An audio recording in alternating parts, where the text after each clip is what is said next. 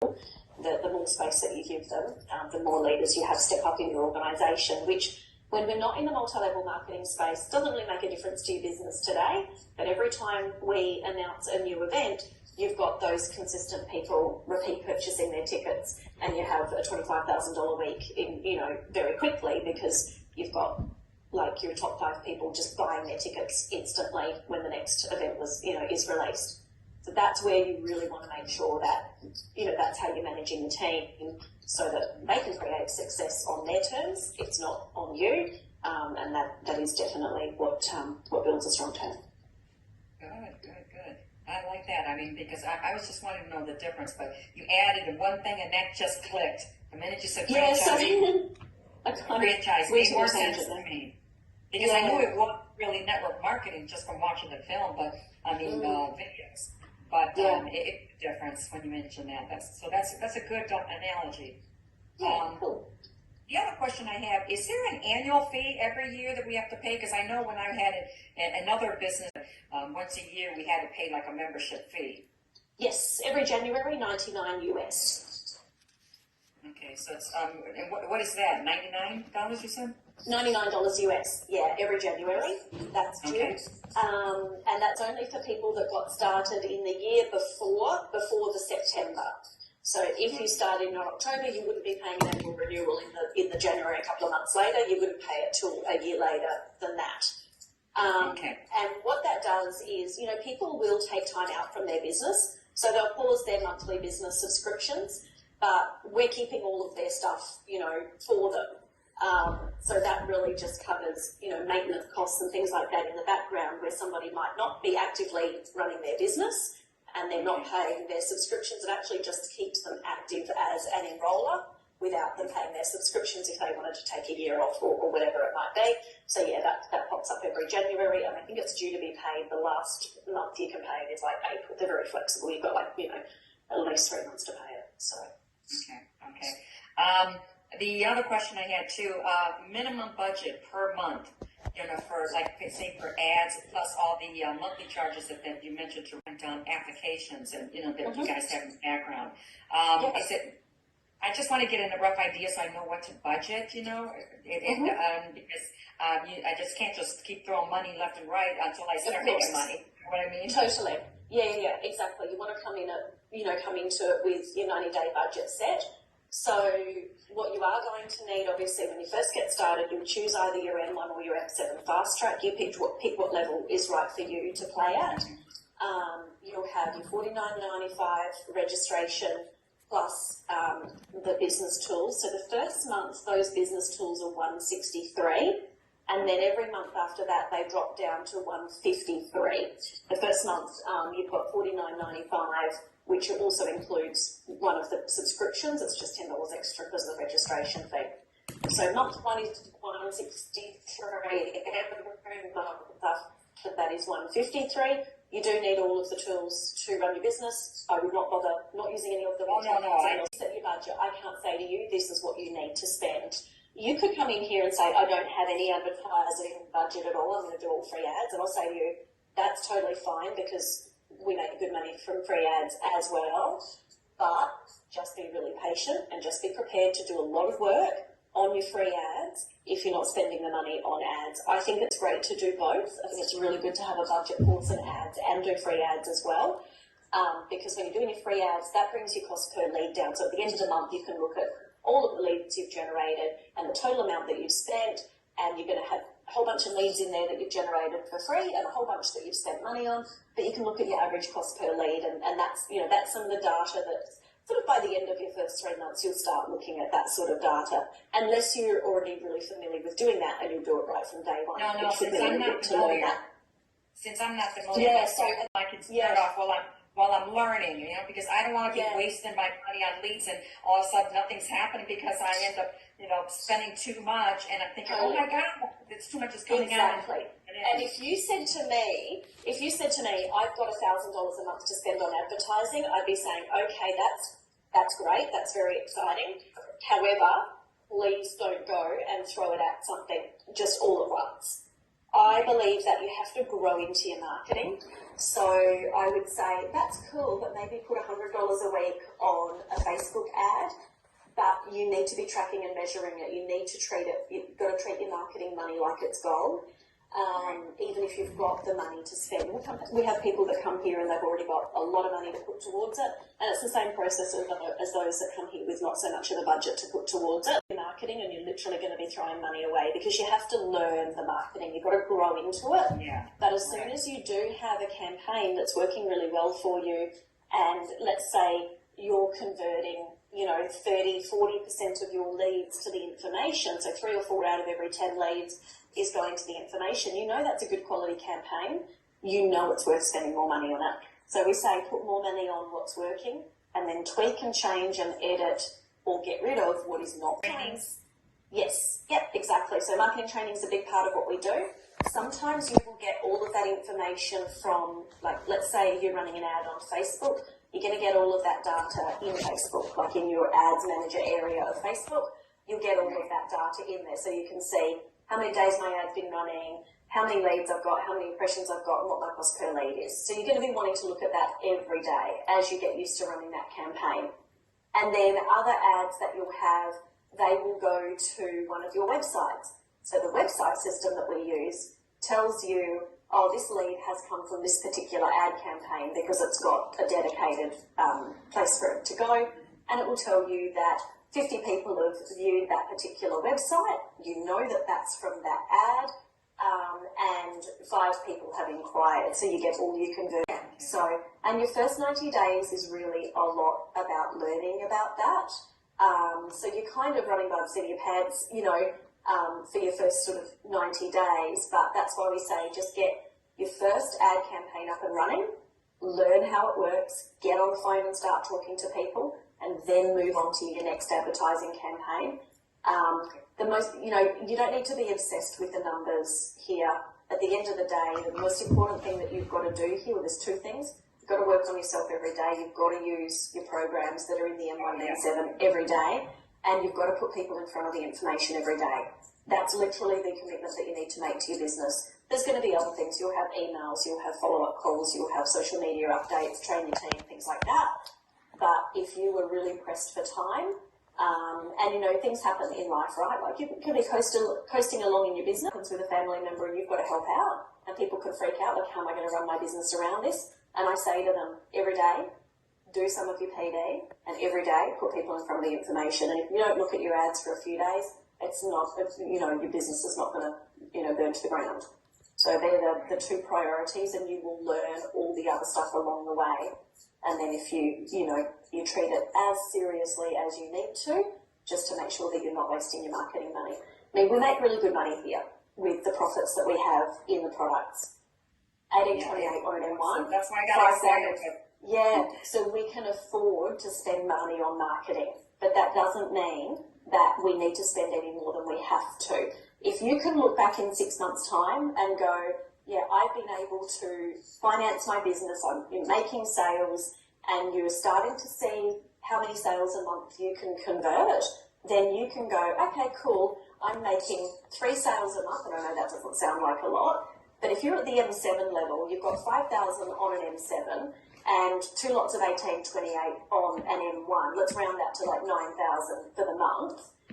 If you put 10%, 15% or even 20% of your sales money back into your advertising budget, then you've got, say, $900 to $1,800 there, depending on where you want to sort of set that percentage at for yourself. You've got a really, really healthy marketing budget for the following month. Once you'll find that you can actually just go, yeah, I'm just putting 10% of my sales back into my ads. My percentage is higher because I'm more time poor. Having 2 kids on my own means I've got less time to put in my marketing. I would rather be cooking dinner with my kids at night. I've got sports and high school and all of those things that are really important to me as a mum. So I would rather spend more on my marketing than be stressed to the max and missing out on time with my kids. But we've got the affordability to do that. If you're having a $30,000 month, I'm not saying that you need to put, $6,000 back into that if you're sitting at 20%. your $30,000 a month, you're still probably only going to put a couple of grand back into your marketing or whatever. So, but you'll find that in time. Does that help? Yeah, that helps. I mean, I understand once I start making the money, I was going to put the money back into the business. Totally. It's just where getting do I started start? because I know the first 3 months is where I'm going to be really, really tight. And a lot of money's coming out, and I just want to see something coming in. So that's why I said we got to be very limited. Yeah, and the thing is, you've really got to manage your mindset in your first 90 days as well, right? So if you say, well, this is what I'm spending, regardless of what happens. And if you set that at, let's say it is $500 a month, and you say, that's going to be my advertising budget, but if I haven't made a sale by the end of month 2, I'm still spending that in month 3 because I've made this commitment to my business, as long as you are getting the leads in and they're quality leads that you're getting in front of the information. You can't spend the money and not have leads coming in and think, oh, they told me to stay committed to this for, the first 3 months. Like it's all, you've got to have the numbers adding up, you've got to have the people going to the information. It just might be that you don't convert to sales straight away. And that's okay. As long as you're following the strategy and you're building that pipeline, it's going to pay off for you. Okay. The other question I had, based on your experience, when you started off, how many people should you make calls to in order to reach the qualified people? Because I know just working even in the last business that I was in, it was in corporate America, I worked in mergers and acquisitions, and we had to do 150 calls, and out of the 150 calls, maybe we were able to speak to 10 private business owners, and out of the 10, maybe I would get 1 registration. And I just wanted to know if that's pretty similar. Yeah, so it's good that you asked that because I love looking at conversion. I'm looking at the numbers of this business because once you know what your conversions are, you've got complete control of your income. So if you know that you can put 25 people a week in front of the information and you're going to have one of those 25 get started, you have instantly just created yourself a formula for a multiple 6-figure income because you can literally just map out your year based on this is what I know is the right level for me. So with respect to how many inquiries you get, that is definitely going to vary on your ad campaigns. You're going to have some ad campaigns that we call a diamond in the rough. You might need to call 100 people to get a couple of people, in front of the information, a really low, conversion. And if they're really, really cheap leads or they're free leads, spirit breakers. It's like if you can get on the other side of a really bad campaign where there's a lot of leads coming in, you might be, 50 cents a lead or something ridiculous. We had some bad leads where I worked. Yes. That's why I had to do 150 in order to get a live one. That's right. So a conversion of, 10 to 30% is good. I do like my conversions being at 30%. So if I look at my campaign for the week and go, okay, that Facebook campaign has generated 20 leads this week and 6 of them have, gone to the information, then I know that that's a good enough quality campaign for me to continue on with that, as long as the cost per lead is still good as well. So yeah, that is the stuff that I recommend that you start tracking and measuring early on in your business.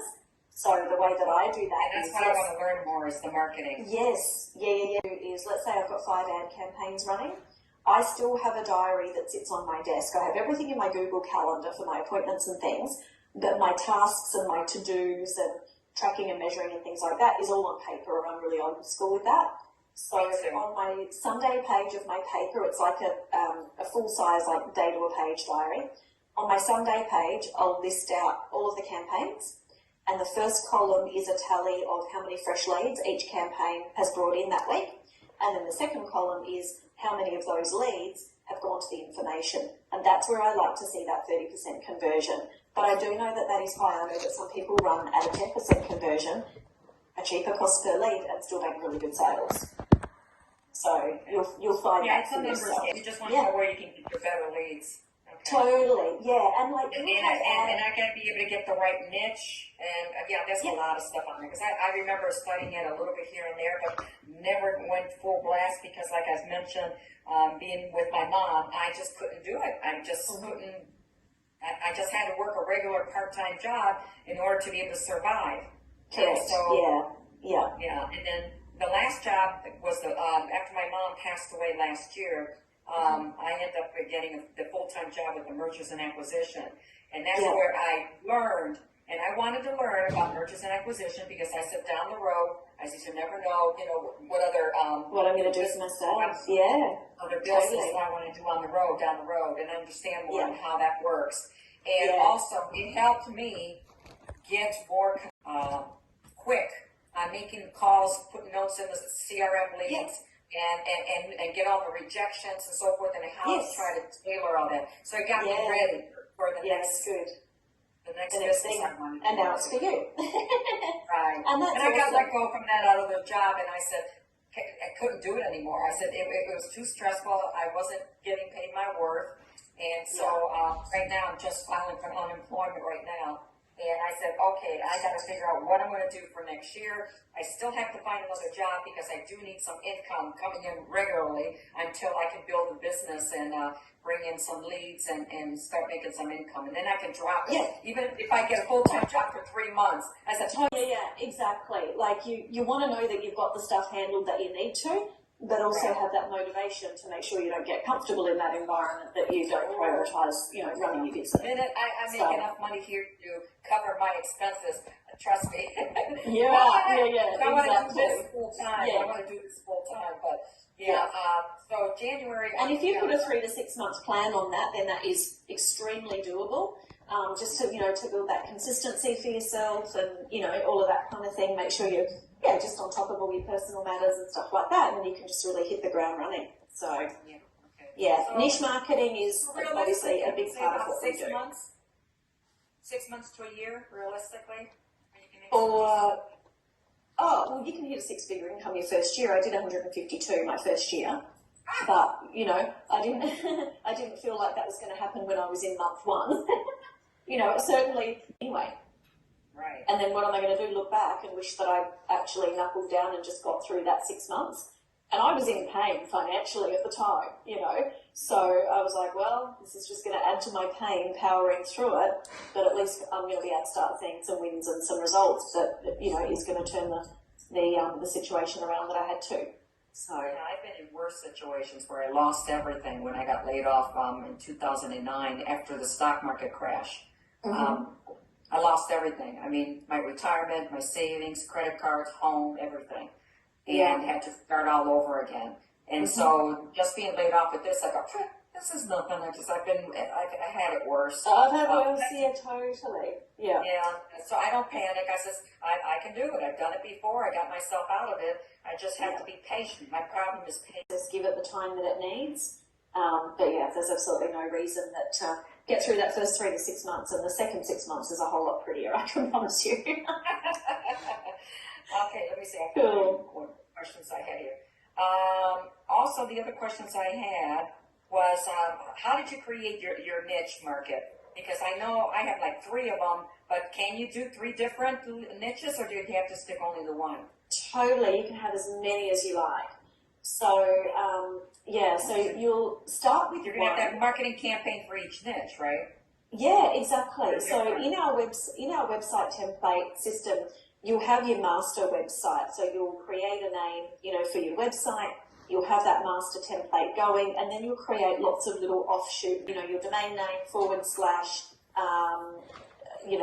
UK expats or whatever, So you'll go with what your niches are, and then you'll create different ad campaigns for each of them, and you will not run out of niches.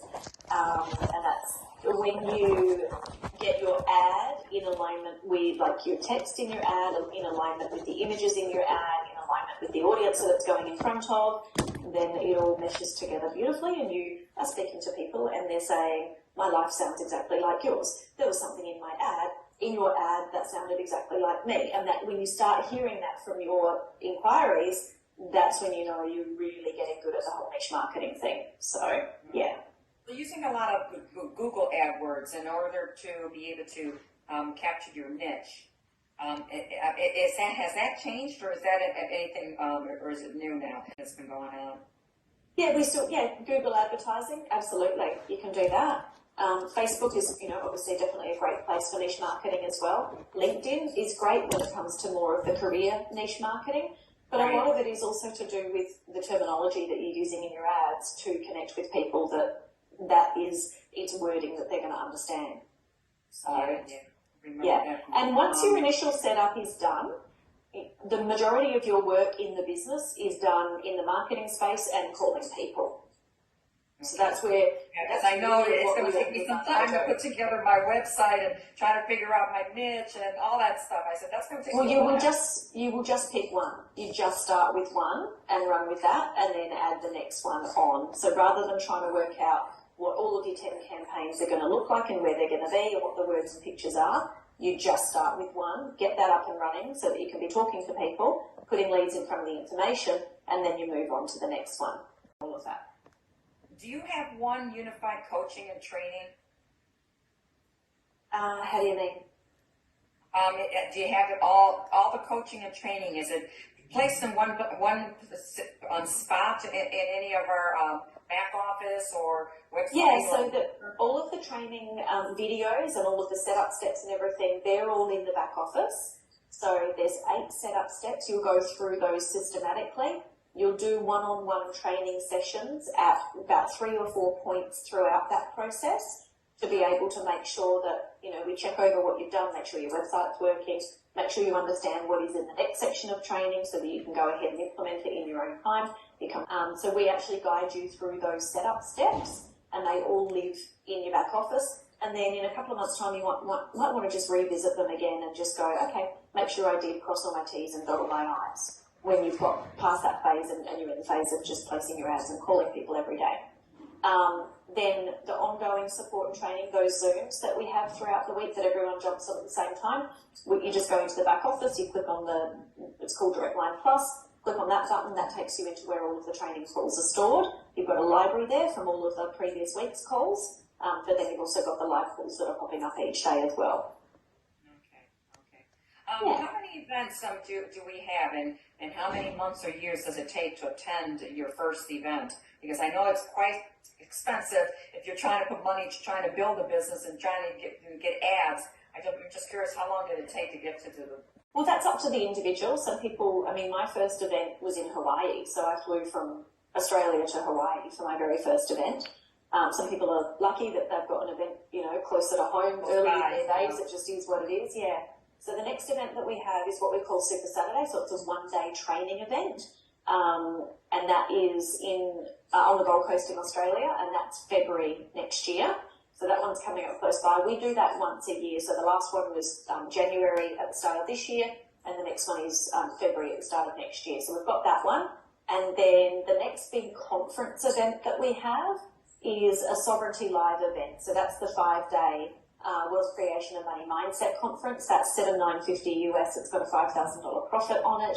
And that one is actually being held on a cruise. It's in August of next year, and it starts in Venice. We go to Montenegro, Croatia, Santorini. We've got a few stops on that. So it's an 8-day, 7-night cruise. Wow. And we do the conference on that cruise, which are 2 conferences back to back. They were our first big in-person conferences since COVID. We did those in May this year in Cape Town in South Africa. So we did a Sovereignty Live event, and then we had a break, and then we did an Influence Live event because we had people that, they hadn't been able to use the tickets that they purchased. We've done virtual events, and we will continue to do some more virtual events. But we are getting back into that mode where we can start building for live events again, which is really exciting. So the next one after same. My kids have been to over a dozen countries because of the live events, which is really cool.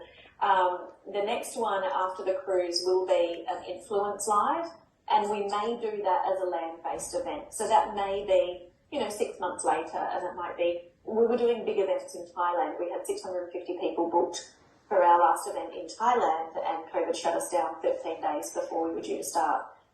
So, yeah, so we might, alternate between a cruise and then a land-based event or, whatever. We're just sort of, getting back into a regular schedule on that. So, and in between, what is... I don't want to sound like a downer. I don't want to sound like a...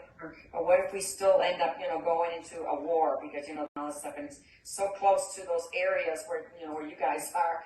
And I'm just curious, Is that, they'll let us know in advance if, if it's not gonna be, done, the event, or pushed out to another day? Yeah, exactly. And we only know when we know, So, things are, it's either delayed. We obviously replace events with virtual events as well, which have been fantastic. I will say I was a little skeptical about the virtual events because I love the live events so much.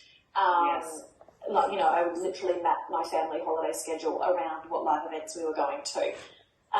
So I was the skeptical one saying, is this really going to work? And I have been blown away by the virtual events that we've done. Same ones? Or are they different? They have the same theme, but different content. Oh. Yeah. So, which is really cool. And the other thing that we've got a whole bunch of people doing is when they reach what we call the M8 level, so they've bought everything, they go and do their filming, all of that kind of stuff, they go to Portugal to do that now. And they get to, spend time with Rach and Shane. They have a wonderful experience. I've just got the schedule for next year. We've got weekends booking up already for next year with like 5 distributors going in to do filming. So they all stay in an Airbnb together, and it's almost like a mini event, being around people. They're typically people that are newer, but because they're getting their filming done for the first time, but they get to have almost like an event experience where they're around the same people. They get to meet Rach and Shane, have a really cool experience with their filming, and come out of it with some really beautiful videos and photos and things like that. So, yeah, it's very cool. Yeah. Do you have any more questions? Because I see we've gone over time. Well, I'm sorry I kept doing a lot of things, and that was pretty much no problem at all. Question. All right. Until I get started, but the thing is, I've got to wait. I'm anxious. I really want it now, but I'm thinking I just got to put it out there. I got to figure out how I'm going to come up with the money, and that'll be my goal right now. And I don't know how it's going to happen, but it's going to happen. Awesome. And that's the thing. It's all about making the decisions first. So if you've decided this is what you want to do and you move forward, great. Yeah. That box is ticked. Have you made a decision around your M1 versus your M7 fast track, which package you want to start with? Well, if I can come up first with the M1, I'm going to do that because of course I would upgrade to the M7. But if something comes a lot quicker, where I can do the combination of the two, I would love to do the combination of the two. That would be my preference. But I just got to see where it takes me, where I need to go. But for sure. Do you upgrade to a portion, or do you have to do the full amount? No, it's an upgrade pack. So the M7 on its own is 4590. So you do your 2285 for your M1, and then you do the 4590 for the M7 portion when you're ready to upgrade. The most important thing to understand is if you start at M1, you'll pass up your 2 training sales at M1 before you qualified out at that level. You can make as many sales as you want after that. When you upgrade to M7, you'll pay that 4590 to just do the M7 portion on its own. You will need to pass up an additional 2 sales at the M7 level. If you do the fast track where we bundle the 2 together, you do get a discount. It is cheaper. You're saving $625 US, and you're only passing up 2 sales. So it doesn't matter, those first 2 people that start with you, it doesn't matter what they start at. They could both just start at M1, but you'll qualify out at the higher level.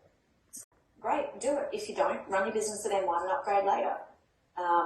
Do whatever you can because you're better off running your business somewhere than nowhere else. Job so I can make the money faster, and then within a couple months drop down from full-time to part-time so I can concentrate more on the business. That's pretty how my goal is set up, and that way I can just take off after that. Totally, yeah, exactly. Well, that's exciting. What sort of time frame do you think you're looking at to be able to at least start with your M1? By March. If I can do it sooner, that'll be great.